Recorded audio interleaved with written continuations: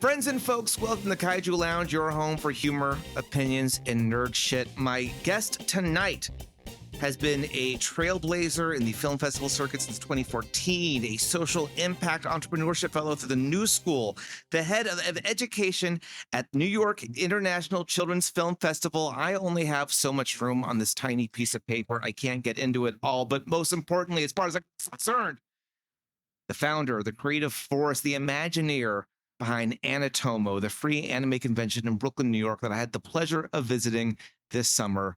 Take a look. This is AniTOMO, a one-day celebration of everything anime, featuring performances, vendors, maid cafe, and so much more. Oh, did I mention it's free? How much you paid for your ticket here? It was actually free. It was actually free. And how much you pay for your cosplay? My cosplay, my friend bought it for me. It was for a birthday gift. So that was free too? Yeah. It's the ultimate free con. Everything is free. I think you can just walk out with one of these things. It's also free, right? Well, Like a free convention? Like I've never seen a free convention like ever, right? It's two of my favorite things rolled up into one. Yeah. Also, it's free, so that's also always nice. How much you pay to get in? Free. I love it. It's free. And how much you pay on your cosplay? Woo! Friends and folks, please welcome to the show, Eileen Level. Eileen, how are you doing? I'm doing so well. I love that introduction. I was like, who is this person? Oh my gosh, I want to meet them. I put it on for the best. I put it on for the best. Yeah, no, it's almost like everything that you listed is like how I feel. And I'm like, that's a lot of stuff. And to add a convention to the long list of things that I'm doing, it's like absolutely nuts. But thank you so much for having me. This means a lot. No, of course. So what is the elevator pitch that you use when someone asks you what you do? Because I'm having trouble, and I'm sitting here looking, Google stalking you every which way. Like how do you sum up everything you do in a brief introduction?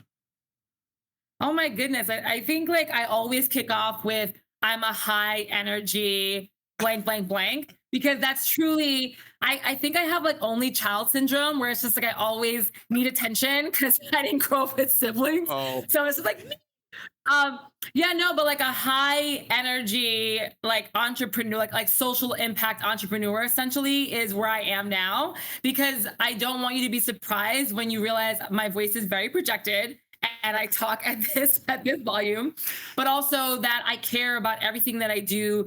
And I generally don't think about what I get in return. It's all about like just the impact that I can have on other people and pushing things forward in a positive light. So yeah, high energy social impact entrepreneur. I'm poor, basically. I am poor. I love it that it's not just a descriptor, it's also a warning. You're just preparing people for the expect. So I talk about it. I've done the video on it. I got to talk to you briefly during the convention. I think before we get into the nitty gritty here, I asked the question I've asked a lot of the people I've met through conventions, which is, how was your con? How was it? Yeah. I think it was explosive. It was like a rainbow skittle. Like I don't even know. It was just the most. If I'm being really honest, it's exactly what it was meant to be. And right. I can't take all the credit in any single way because it is the people that showed up that suddenly became a part of the programming in real time. So you spend all this time coming up with a program of events that you believe people are going to enjoy. But there's a level to that where you have to stop. There's no run of show that can create what happened and that level of synergy and love and community. So the programmers essentially showed up on July 20th of 2024 and got to work in that moment because there are parts of the convention that I didn't even experience because I was stationed in certain areas, right. But it was happening. It was totally evolving and taking form in a way that I'm just not aware of. So like, again, it was explosive, it was colorful, and it was pure magic. Because every comment that I got from somebody was that like it's so safe and the community is so warm here, and I'm just having such a great time, and I can't believe it's free. And so for me, that's like all of those things don't normally match up. They're not always in the same on the same piece of paper, and that existed with AniTOMO. So yeah, it was explosive. Amazing. Yeah, no, I mean that makes sense. I think that was such a big part of the takeaway that I got talking to a lot of people there was I can't believe something like this is free. Not that there is a free con, that something like this current thing they are experiencing in that moment was free. I only really had time for one big question last time, which was the how. I'm now going to retract what I said before, which is I don't need to know the why. It is fairly obvious. You explain a lot, but let's get into the why. The why, the free con, how this idea came together. Like, did you just wake up one day and say, you know what, we need a free con? Or was there a lot of things leading to this? Yeah, no, this is funny. So the first AniTOMO Con happened last year in 2023 at the Brooklyn Heights Library. And I would say 6 months prior to that, I had no vision of ever having a convention. Period. That's like that. I was chosen because so we're not even talking like 2 years. We're not talking about like, even 1 year. You're saying like this was a short runway ramp. Yeah, very short. And what propelled this idea was so beyond working in film festivals, which is events is my life, and large events are my life. I also run a community center. I'm a director of teen and young adult program in East New York, Brooklyn. And so we created an anime club virtually during the pandemic. And that club became like we brought it in person when we were able to come back to our community center. And it just grew and grew and grew and grew and grew. But what was interesting was all of the members of this community center that were fans of manga and anime, a lot of the things they would share with me is like, I want to be an animator. I want to create my own manga book, but I want to travel to Japan. All of these dreamy and beautiful things that I got super excited about. I was like, amazing. When are you going to do it? How are you going to do it? And then like weeks later, they'd pause. And I'm like, what happened to that manga you were working on? I let it go because like I don't think it's ever gonna go anywhere. Or like I wouldn't even know like how that the publishing works. Or like what about that anime pitch that you had? What happened to it? Yeah. I mean, like, I'm not Japanese. I just it's not gonna happen for me. And then even the conversation about going to Japan, I'm not gonna go. It's too expensive. I don't know if I'll be accepted. I don't speak the language. Everything was a new barrier. And I'm like, whoa, how do we go from I want to do all these things and have all these experiences to I can't, I don't know how, it's not gonna happen. And barriers that you create yourself.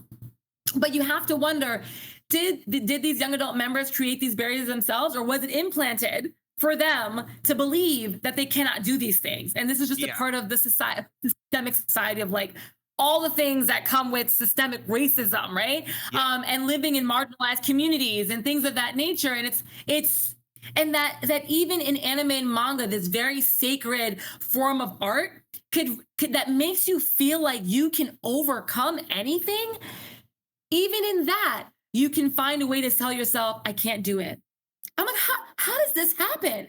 So I eventually came across online the Brooklyn Public Library Incubator Grant. And this grant was $10,000. And all you had to do was create a pitch and partner with your local library, which I did, New Lots Library in Brooklyn, East New York. And you had to pitch a program. And this program could potentially get funded. So I joined the program. I pitched to a bunch of panelists, and I won. I won $10,000. I became a recipient of this. And with that $10,000, and I put a little bit of my own personal money, and our small team, everybody put a little bit in. But with that money, we were able to create the first annual AniTOMO Con. And that's really why this happened, is because I said, I want a place where they can feel as though they can do this. And so it wouldn't be that we're making a convention for people of color. We're making a convention that is designed by people of color so that they can start to get into their minds, the specific members that I was working with, that you can do it. And we're going to figure it out together. we're gonna start from scratch and we're gonna figure it out together. And we did. I toured multiple different libraries in Brooklyn, specifically in marginalized communities, like Canarsie, and we went to Crown Heights Library, the Macon Library, and a few others in Coney Island. And we invited people to a town hall where we talked about, what is a convention? Have you been to one? If you could go to one, what would it look like? And they helped us to build out the first annual convention. And it stuck. And that's literally that's how AniTOMO became inspired. And it is what it will remain, which is that I don't want a convention that's for people of color, made by people of color, for people of color. We have that. DreamCon is a prime example of this type of event. I mean, I don't even know who does it better. Like, they're incredible, their team. And then you have Anime NYC, which to me is so diverse and it's absolute amazing programming. And it's in the heart of Manhattan, Javits Center. But for AniTOMO, it's really that it's going to be designed by people of color, specifically from marginalized communities, and it's going to be for everybody, and it's going to be free. So that's basically how that inspired me. It was just like this thing that it bothered me so much that there are people in this world that feel like they cannot before even trying. It's not fair. And I think that's really what got me up every night and kept me up every night working on this. I mean, it sounds like it's more about breaking down the barriers more than anything else, breaking down the roadblocks. I think, already just with age, I feel like there's a time between 0 and 10 where everything's possible, and then the world gets us down. And I'm saying this as someone who's had all the privileges of the world from both, external and familial, right? It's like only made worse when society is telling, it's coming down. And the systemic racism, it only makes it that much more exacerbated. I mean, it's amazing to be able to offer that. And I think that was, I've done New York Comic Con a bunch. And even I come in there, I'm always like, $20 for a hot dog, go screw yourself, right? Like the money alone is a barrier to entry. And participating, enjoying. And I think even if you're, if you always thought about cosplaying, you go there and see the huge lavish costumes. That's intimidating. You see little rows and rows of autographs you paid for and Artist Alley. It's just like, it's a lot. But giving somebody an entry point into what that life is like in a community, and having built by giving people actually what they want and not just what people think they want. I mean, it's amazing. How do you approach? Let's go to the first one. We'll talk about the second one, but let's go to the first one. It's your first con you're throwing like this.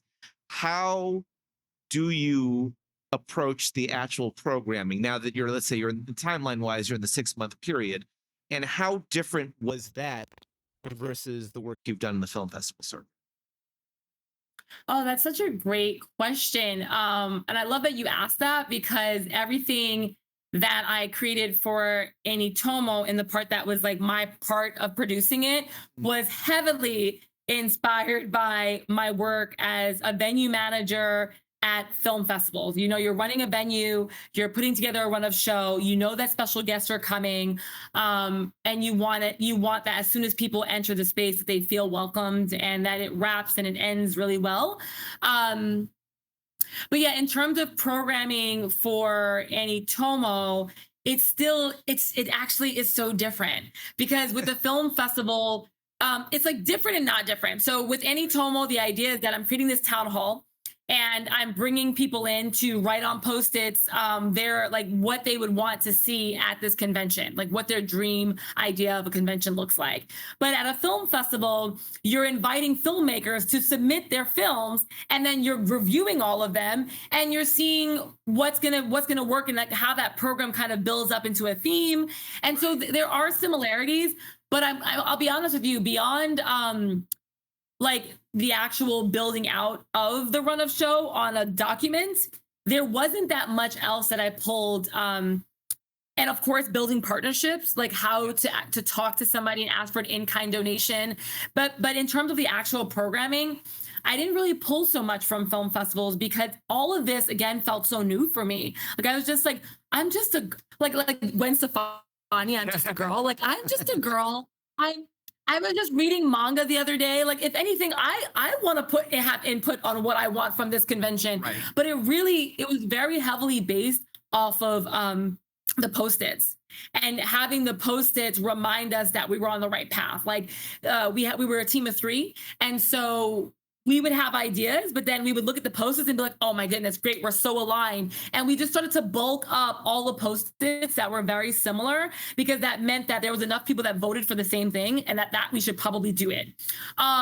Or we would look at post-its that nobody had thought of, but it was like, oh, we should do that. That's interesting, right? I haven't seen that at another convention before, so we should do that. And the perfect example is our anime voice dubbing workshop, where we invite an anime voice dubber to come in, and not just to do a panel, not just to talk about, well, this is how I got inspired to be a voice, a voice actor. I had some trials and tribulations, ups and downs. No panel. It's more so that you're going to be in a room, and people are going to line up, and you're going to show them how to do breathing exercises, and you're going to show them tips, and they're going to select an anime clip, and you're actually going to supervise them dubbing their favorite anime clip. And that to me was like an exciting idea, because so many people wanted to see an anime voice actor. But I was like, okay, but how do we amplify that? Like, what else can we do with them? Because, I mean, do you really want to just meet your some people do, they just want to get the autograph, right? And then you have to pay for it sometimes. It could be very costly, and that makes sense because voice actors have to find other sources of income as well. But I was like, but this is different for AniTOMO. It's about having access. It's the accessibility to be in the industry, to dip your toes in the industry, and to ask questions, and to really be next to this artist and say, like, I can do this, and you're right there with me, telling me, yes, you can. And so that's basically how we built this program. Is essentially really leaning heavily on all the people that attended the town hall, leaning on ourselves, and like recognizing that we ourselves are fans of anime and manga, so trusting in our own programming like ideas, and then of course just like taking all of that and thinking, but like how can we take it up a notch? Like, how can we make it more about learning and taking something away from you, where you can be like, well, maybe I want to do that in my life, and that's kind of how we made that all happen. Wow, it's amazing. So that first con ends. You successful enough that you want to do a second one. What were the lessons? What were the surprises after the fact of the things you learned in the moment that you were like, All right, here's what I can do for round 2. So there were so many things, quite honestly. For one, boundaries. Working in a small team meant that all of us were working insane hours, and the energy, like, and that's intense. Like, it's like, you're working your normal job, and then you're coming online, or you're on the phone texting till 3 a.m. in the morning, 4 a.m. in the morning, and trying to figure out, okay, are the keychains coming in? And like, these are things that are not okay. And like learning about not okay. Right. We were all just like pushed to our limits, which I think this year was very different. We had moments where we would check ourselves, like, okay, it's 10 o'clock. This can actually wait for tomorrow. Like, so that was a huge thing. And another thing was very hard to do when you care about something. Like, I totally understand. You always have to set boundaries, but you're so invested, obviously, and difficult to like remove when you really want this thing to succeed. Yeah, and and it's not always easy to, and then you learn a lot about your teammates too. Like, at the time of like, okay, you see different sides of everybody. You see like bubbly side, and then you see like intense sides, and it's all things that you have to learn how to manage. And then also just like learning about, permitting, and like what rights you have to actually have food trucks outside, and what insurances you have when you, like, all of those smaller things that you don't think of that you need to have were huge for us.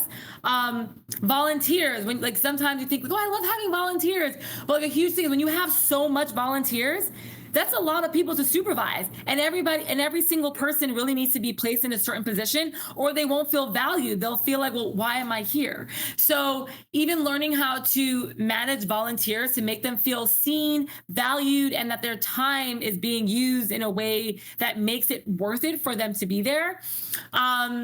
And then, but I will say all of those things were super intense, and, figuring out programming and making sure that we ordered everything, because what's really interesting about putting a convention together is you are like foreshadowing, you have to think into the future. You are literally putting together the room and the seats and the presenters in your head. And you're thinking, okay, there's 175 people in this room, and I am in the center, and the panelists are behind me, and I'm going to be giving away t-shirts and prizes. Like, you actually you're physically thinking this through before it even happens. Like, that's like this, the architect of it all. I felt like I was Leonardo DiCaprio in Inception. Like, I'm in the movie Inception.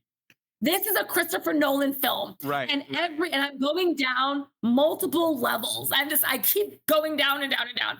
And that's honestly the perfect way I can describe what the year one felt like, is that you were in dream level 1, and then it was like, okay, now we're in 2 and 3. And the deeper that you go, the more lost or like in limbo you end up. But in the end, we obviously, we did well enough. And I think what's really interesting about doing it the first year is there's not that much expectation, except for do not mess up your relationship with the Brooklyn Public Library.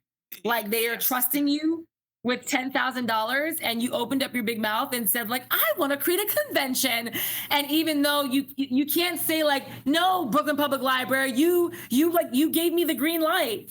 You have to meet them halfway and say, like, okay, you're entrusting me with this money. I said I'm going to do what I set out to do, and I have to deliver, because the money comes from certain funders, and you have to, and they're looking to make sure that the money was spent accordingly to have the impact it's supposed to have on the people that you said you would have it on. But in that same breath, it's your first year. So there's certain things that you can't plan. There's certain things that you just cannot plan in your first year. So the biggest surprise to me was the end, when people said, so when are the dates for next year? I was like, excuse me? Yeah, so when's the dates for next year, and where is it going to be at the library? And that is how I had to figure out that I was doing a second year. It wasn't, I didn't intend to do a second year. It was because people said, when are you doing this again? That I realized, oh snap, I'm doing this again. So yeah. I mean, look, that's a good compliment to get. I feel like in your first year, you're allowed to settle for just, the reviews to come in and say, it was fine, I can see where this is going. And that's a win, because the first one, you always want to be able to grow off of that. For people to already be asking about the second one, I'm sure that felt fantastic. Peel the curtain back a little bit, but how much of it felt like controlled chaos versus a runaway train? Okay, right before we opened doors, 1000% a runaway train. Period. And it's always like that. But by the time we were like officially, I mean, like, there was a panelist on the stage already who was just waiting for me. And I'm like, hold the doors for 10 more minutes. Like, what? Hold the doors. The doors are open. Like, it's a library. They've been open, Eileen. But yeah, it felt like a complete runaway train, because we were still bagging swag bags. We were still putting aside and figuring out, wait, what prizes are we supposed to give away for what panels? Because that's the thing. When you create a convention and you want it to be unique and branded to what you've created, you start to come up with more work for yourself to do, such as like every single panel is going to have a secret box on the table, right? And then we're going to give out the prizes 1 minute exactly into the panelist speaking. And like, you do these small things that actually make it so much harder for you not to have a showrunner, because you can't remember all those things. So, but I will say that once the panel kicked off and I'm reading my opening remarks, it just, and that's a personal Eileen thing, where it's like, all right, well, she has the mic in her hand, so there's no stopping her now. There we go. That's literally how it is. Like, once I have the mic in my hand, it's going. So I think that's when I felt like whatever is set up is set up, and I'm going to have to trust in the team and the volunteers, and we're just going to see where this flows. So then you spend the rest of the convention kind of running around and checking on Artist Alley, and you're checking on attendees, like, are you having a good time? You're taking photos, and that's the best you can do, is to keep just checking in on people. But that's the part that felt like controlled chaos. But everything before then was just like, oh my goodness, like there are people lining up already.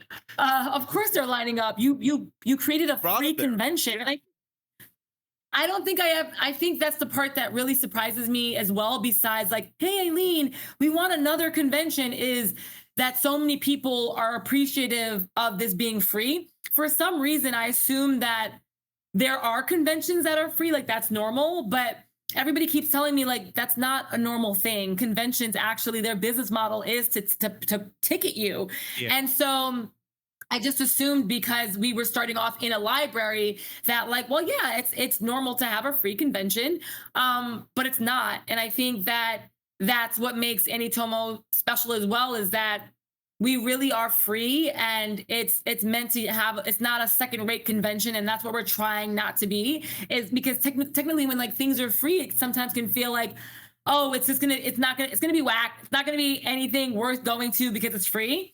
Mm-hmm. But I've been lucky enough to have had the support that we need to make it so that, yeah, it's free, and I had a good time. And that's the part that I'm always trying to manage these past 2 years. No, I mean, look, I get it. And I think, I'll admit I was a little guilty of that myself. I remember kind of seeing it and be like, all right, I can get about, a third, maybe half my day here.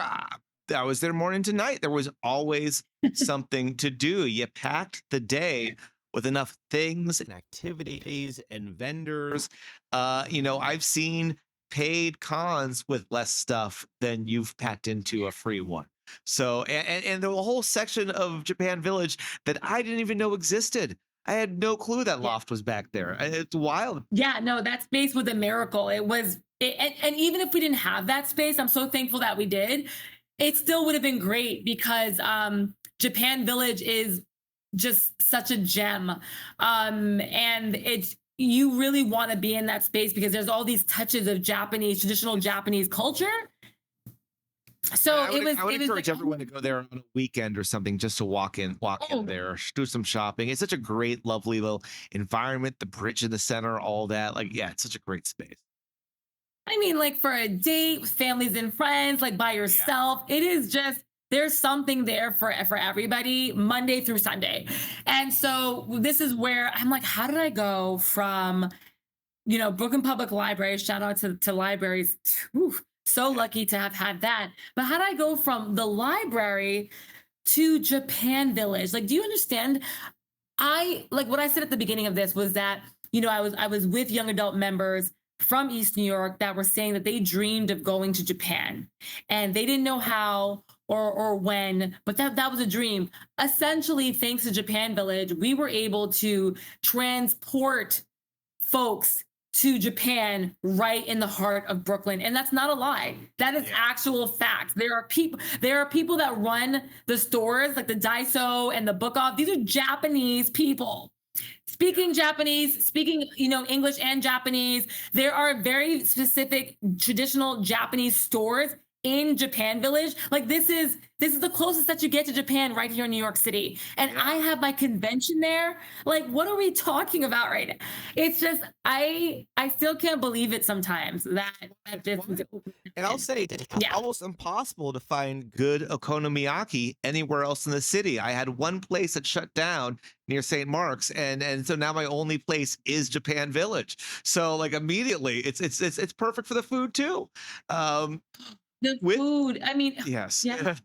With Japan Village, like the jump from the library to that, like, what was it? Was there ever a question that you would do it again in the library, or move to a bigger space, or the moment you were done, you were kind of like, no, we need to go here? Like, at what point did you kind of decide not to do it in the same location?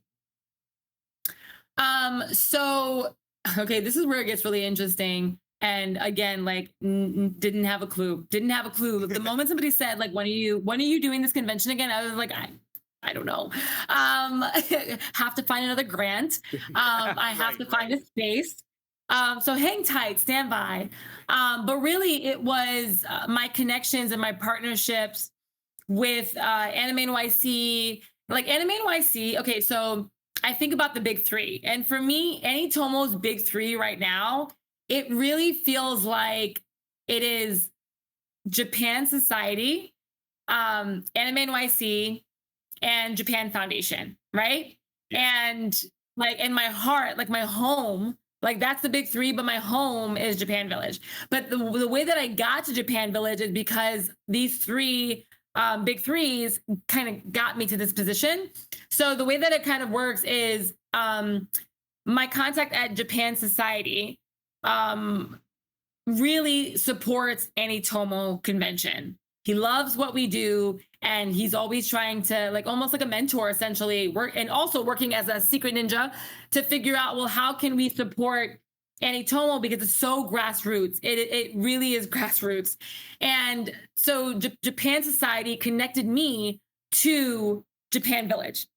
Got it. And it worked out really perfectly because my contact at Japan Village, which I just think it's so fun. I'm half Haitian, half French, but my contact was also Haitian. And so we like had that shared connection of like both being Haitian and both being fans of Japanese culture. It was like, I like immediately knew 5 seconds into the conversation, this is going to be good. But that's how that got drawn. So Japan Society to Japan Village. And then how I got to Japan Foundation, which was one of my sponsors, like my funding sponsors this year, was Anime NYC. And they've been such a big sister to me. Like, essentially, I said, do you know of any organizations or grant funders that are interested in expanding their foot traffic to conventions such as AniTOMO? And they were like, based on what you do, I think you should give Japan Foundation a call. Here's a contact. And then got connected to Japan Foundation, and then the rest is history. So then I had my meeting with Japan Village. I pitched it, and the timing was perfect because Japan Village, if this is so obvious. If you go to Japan Village, most people will recognize now that this is about to be Times Square of New York City or of Brooklyn. It's going to be the Times Square of Brooklyn because of Japan Village being in Industry City and all the programming that they have consistently. There's so much going on there. But yeah, so I have this conversation with Japan Village. I pitched to them what I'm trying to do and the impact that we're trying to have. And this is the best part. At the end of the meeting, my contact says, so to be clear, you're not going to charge anybody, right? And I'm like, no, is that an issue? And they were like, oh no, because we don't want you to charge anyone. And I was just like, excuse me? They were like, no, we want that people are going to be interested in shopping at our stores, and that they're going to explore and have a good time and walk around and come back, become returning customers, become returning just like people in the community that maybe don't live in Sunset, but we want attention here. We want more people coming here and to recognize that we're here. So don't charge them. And I'm like, I never planned to. So thank you so much. Wow. So that was it. It was just that. What are you proposing? Fantastic. So basically, what you're saying, Eileen, is that AniTOMOCon is going to bring a bunch of people to celebrate traditional and Japanese pop culture. Great, awesome. Keep it free. And I'm like, great, I want it to be free. And that's it. That's literally how this partnership developed. We are so aligned in that way. They get the audience and I get the space and we're happy. That's it. You sourced ideas for the second one in a different way as well. Tell me of the people a little bit about the Plus Ultra Tour. Oh, yes. So AniTOMO Plus Ultra. So we needed to come up with a better name because it was just like the anime town hall. And I was like, no, it has to be a name that really feels like you're giving it energy because that's what it's doing. And I have a really dear friend of mine who actually unofficially is my head of communication. I just can't pay him. But but he's an incredible journalist, writer, and he is also the person. He lives in Phoenix, Arizona, but he's the person that writes my scripts when I do my opening remarks. We do it together. So and some of my marketing or anything that has where language is important, because that's the thing. Like I'm an orator. Like I love to speak. I love to get up on stage and like give it my all. But sometimes you really do need an expert writer to help you with what you're going to say, or else you can end up with a runaway train version of Eileen. Who just I'll just keep going. So my friend, he really helps me with really keeping it tight, but also making sure that it's my voice in there, and that the AniTOMO brand is in there. So I was like, I need a name. Like, what's the name for this? And he was just like, what about like Plus Ultra? And I fell in love with it. So it became the AniTOMO Plus Ultra tour. So last year we toured different libraries. This year we toured different high schools in marginalized communities. And we went to about 5 or 6 high schools, and that was a feat. Trying to connect with a high school, whether it's the PTA president or the principal or the parent coordinator. Oh my goodness. And that's another conversation in itself when you're trying to bring free programming, quality free programming, where there's going to be giveaways and you're going to be offering a lesson plan that you probably don't have or you're not an expert on. And not to call myself an expert, but the point is that it is so hard to get into the Department of Education or to get into schools because they have so many other things to focus on, whether it's prom, graduation, testing, so on and so forth. But it's also so unfortunate because when you know, and we all know that every school now has a group of huge manga and anime fans. Oh God, yes. Like it's such a loss. And we were calling all these schools and we're like, we know that your kids are going to get value from this. And they end up coming to the convention as noted as our architects, our co-architects. They're going to be VIP. It's free. You don't lose nothing from this. But just coordinating us to come, oh my, we must have called so many schools, but we got 6. And every time we got a school, that was such a win for us because we figured it out. It's not always that you need to go to the parent coordinator or the principal. The librarians are your key. It all comes back to the library. It all comes back to the library because the librarians are almost like the black sheep within schools already. They don't get a lot of funding. They're already just like our everyday libraries. It's always like budget cuts, right? Who needs literacy? Books? Why do we need to read books? So librarians are already up against the wall and they don't have much funding and they're trying to keep their library within the school alive and they're doing the best that they can. So once we figured out that it was the librarians that we needed to connect to, it changed everything because we met with one librarian at Maxwell High School in East New York. He loved our program so much, and he attended AniTOMOCon, but he loved the program so much that he said, you know what? Can you send me your AniTOMO Plus Ultra 1-pager? I'll share it with our entire database because our librarians, we're tight knit. We all like know each other. So I'll blast it out.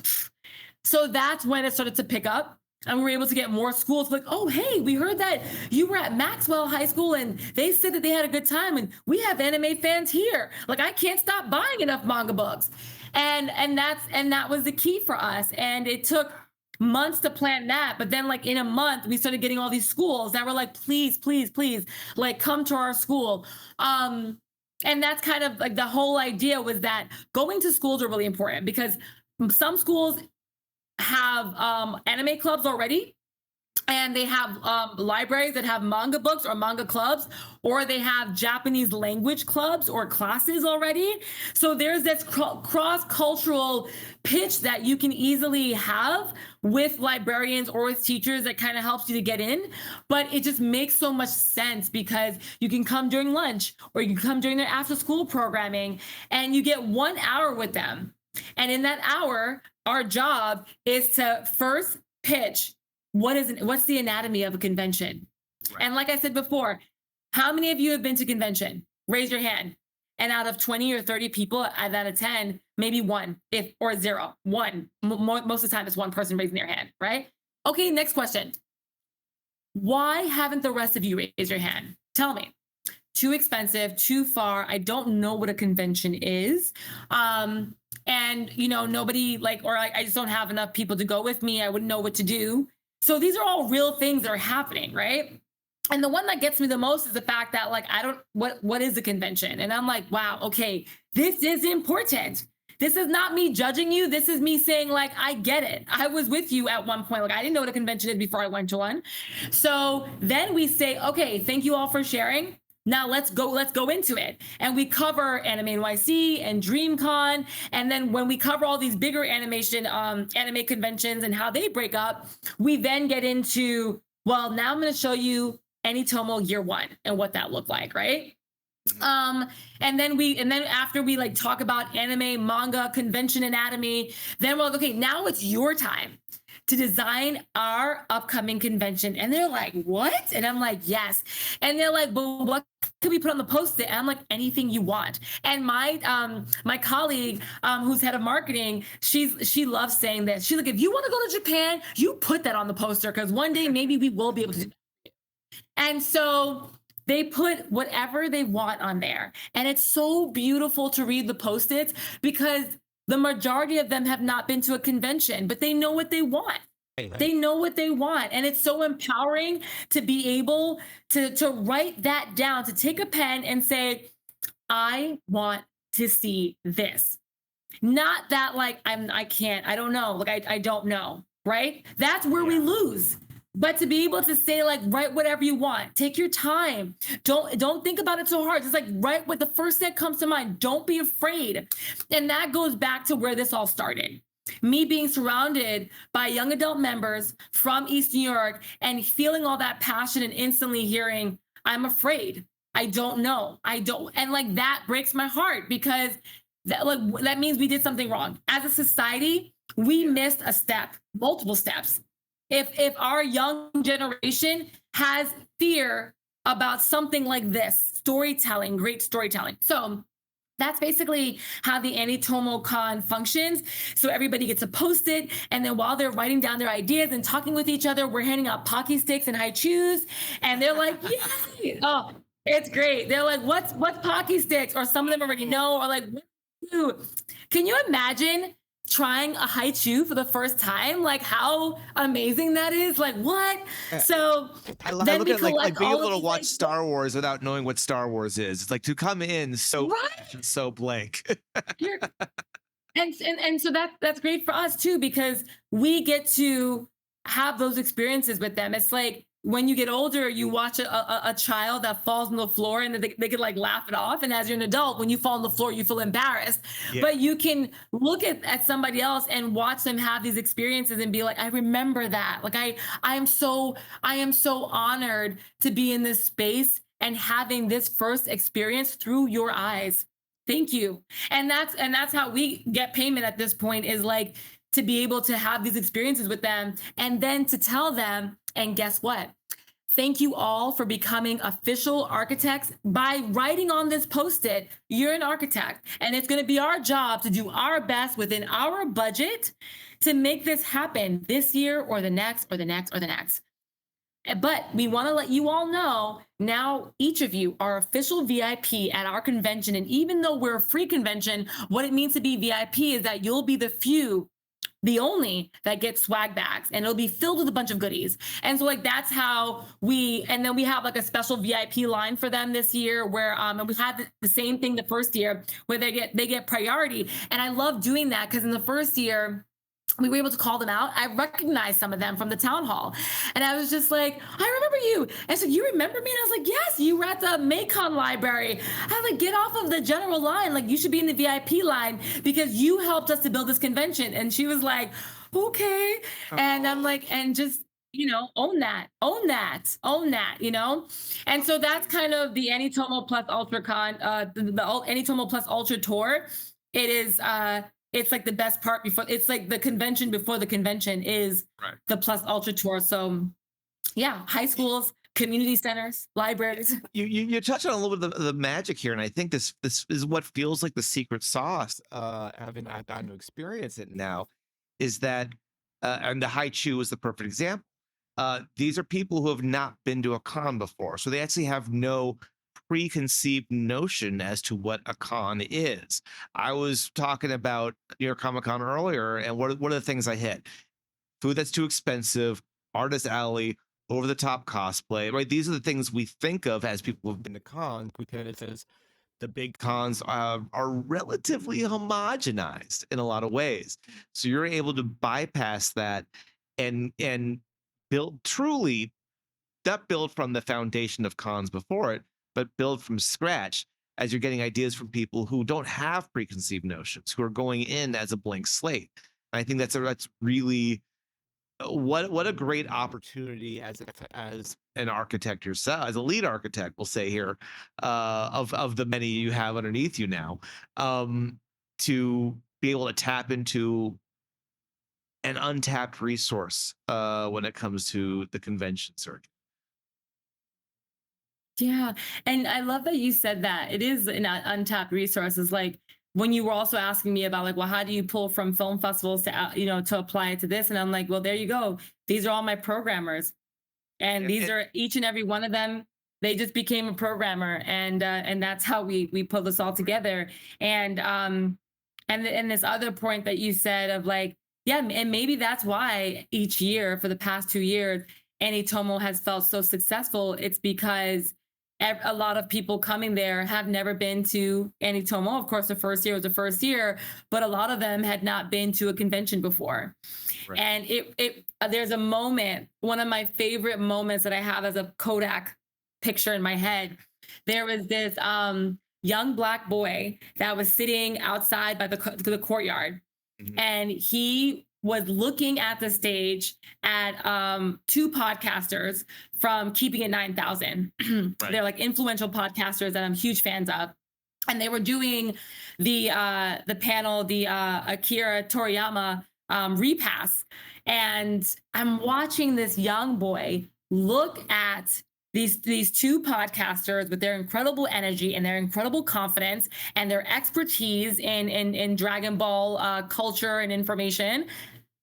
And I thought to myself, wow, this is the generation that will never know what it was like for all of us growing up, where you may not have seen somebody that looks like you if you were a person of color on the main stage. This kid, that's not it. Like this kid, he's in the generation of when he looks on the stage, the people that are shining and being spotlighted are there's somebody that looks like him. And he was just in awe. He couldn't have been more than 8 or 9 years old. And I'm like, and it could have been his first convention, I don't know. But the way that he looked at them, he was all in. And I mean, I don't know what he was thinking in his head, but just his expression, I was like, this is a moment. And this is what it's all about, is that you see yourself reflected in some way, shape, or form. You feel the diversity of Brooklyn, New York. Like you feel all of that. You come uninhibited. Your barriers are dropped and you're willing to try something that you've never tried before. Make a friend, talk to somebody you've never spoken to before. And it doesn't have to be so serious. It can just be a good time and nothing more than that. It doesn't have to be so much about, the cost or, how am I going to get there? If I could remove a lot of that, which is what we were able to do with all, like there were so many ways to get to this location. I was like, okay, like it can be this easy. And I really want it to be, because the stories that inspire us, they're so digestible that you can't put the book down. You can't press pause. You want to keep watching. So like imagine a convention could just be like that. But part of my challenge is, as I continue on with AniTOMO, is the bar will be raised. And I know that it will be. I know that we won't be treated as the first year anymore. It won't be like, oh, what was their first year? So it's okay that they missed out on this. It's okay they didn't have AC in one of these rooms. The grace is going away. Yeah, no, there's so much great, or like, oh, there was tech issues, or the audio didn't work. there's gonna come a point where I'm, you know, and I hope I don't reach it, but like where it's like, all right, lady, you've been doing this for a few years. Like, if you're gonna do it right. And that's kind of how I feel right now. It's like we're doing it as right as we can with the means that we have. And I'm trying to manage how, if you can't do it right, then do not do it, in the sense of like, not the convention, but it's okay to scale down programming. It's okay. Yeah. You do not have to do it all in 1 year. And we live in a society today that's like the instant gratification. It is okay. And the boundaries that I talked about, it is okay to say, it's not going to happen this year. Yeah. Maybe next. Or Also, it's not like, happening. Yeah. I'd say give yourself some leeway. It's free. Like you are Yeah. over delivering on a free product. This is asking the teacher when homework is due and doing extra credit. Like you are already above and beyond with the product you are offering. I think, you know, and look, as a creative myself, I get it. We're never going to give ourselves leeway. It is not how this works. But I think you can sometimes take a step back and be able to say that, like, you know, this is, if they were paying $20 for this to walk in the door, it'd be a different story. But coming in, Yeah. the occasional hiccup compared to the overall experience, you know, you get, not that you ever want to take more of a pass, but you get more of a pass. Right. With all that said, we are coming towards the end of the time. I can't. It's gone by so fast. I do want to ask the same question that you had gotten last year, and I'm sure you're getting this year. When's the next con, and what's next? Yes. You know what's so funny? Last year I really couldn't answer that because I was like, I don't have a home for this convention. But you'll be the first to know. So it's not like official, but it's kind of like unofficial. So we're looking at the date, July. It's going to be on a Saturday again. And I believe we just kind of tentatively asked Japan Village to lock down July 19th. So that's going to be on a Saturday again.